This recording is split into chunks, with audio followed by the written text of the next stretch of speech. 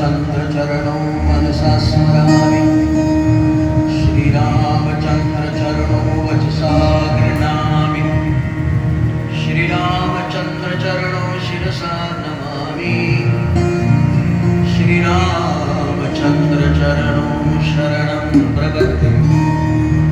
बोलिए श्री राघवेंद्र सरकार की, श्री जानकीनाथ भगवान की जय, श्री पंचमुखी बालाजी भगवान की, श्री नर्मदा मैया की, व्यास स्वरूप हमारे पूजनीय श्री राकेश जी महाराज की जय, सब संतन की जय, सब भक्तन की जय।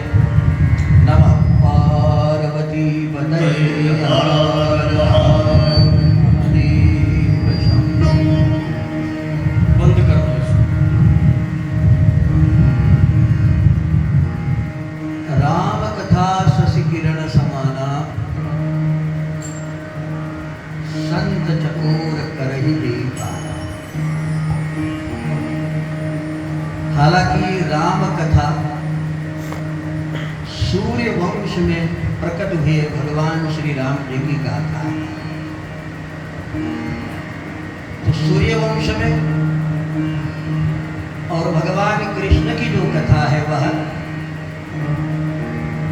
चंद्र वंश में प्रकट हुए भगवान कृष्ण की कथा है। चंद्र और सूर्य के अंतर को जानते हो? कितना अंतर है? दिन और रात का अंतर होता है।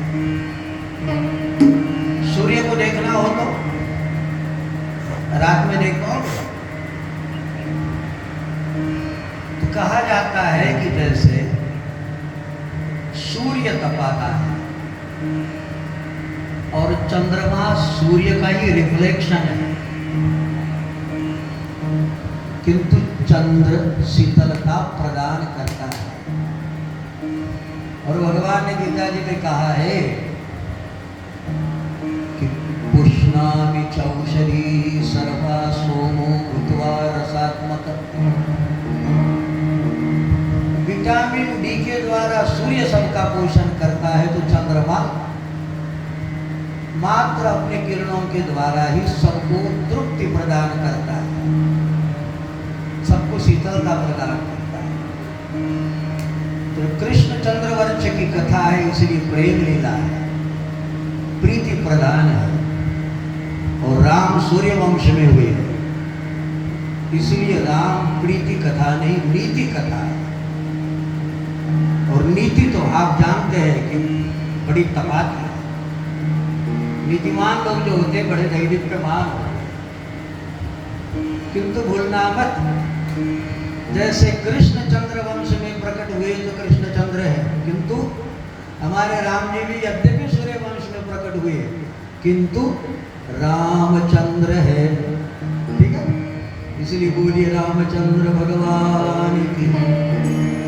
बात इसलिए कह रहा हूँ, राम भले ही नीति प्रधान हो, किंतु उनकी कथा राम कथा शशि किरण समाना रे। राम कथा शशि, रामचंद्र है लेकिन चंद्र तक कौन पहुंचेगा? चंद्र को हाथ लगा के आओगे, किंतु किरण के पास हमें नहीं जाना है, किरण हमारे पास आ जाती है। बराबर? तो राम कथा शशि किरण समान।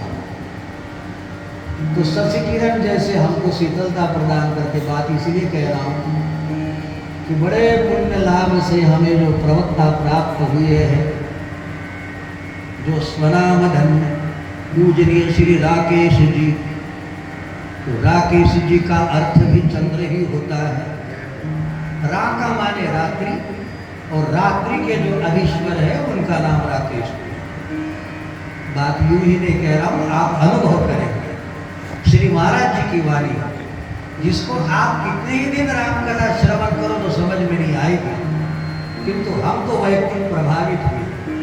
हम सागर जिला में 6 झीला में एक साथ थे और महाराज जी का जितना हमें श्रवण हुआ तो हम तो बड़े प्रभावित हुए। हमने महाराज जी से विनय किया, महाराज जी हम हमारी एरिया में श्रोताओं की तो गारंटी नहीं ले सकते, किंतु हमें कथा सुननी है, आप हमें कथा सुनाओ।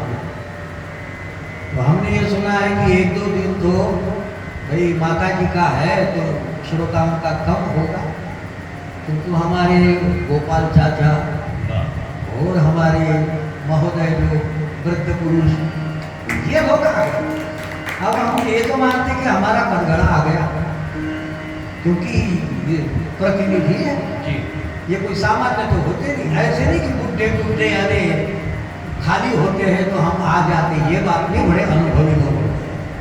और अनुभवी यदि इसको चखते हैं, इस स्वाद को चखते हैं तो स्वाभाविक इसका चस्का गांव में जाकर भी सुनाएंगे, अरे एक बार तो जाके सुनो, तुमको आनंद आ जाएगा।